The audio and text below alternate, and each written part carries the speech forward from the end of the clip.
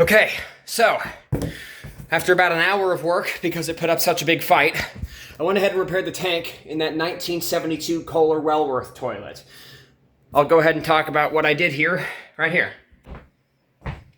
So this toilet, the original bolts in the tank, right here, haven't been changed since the Nixon administration, and you can see one of those is already in the drain because the bolt head broke clean off. And those rubber grommets were so badly rotted that they'll turn anything they touch dark, dark black. I went ahead and filled up the tank with a bucket of water because we still don't have water service yet. But I want to see, does my repair job work? Yes, it does. I even replaced the flush valve.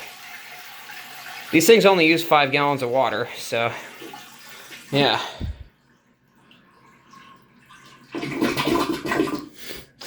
I'd say it worked. Heck yeah. Let's fill up the bowl here with what's left in the tank. Hell yes, I am happy.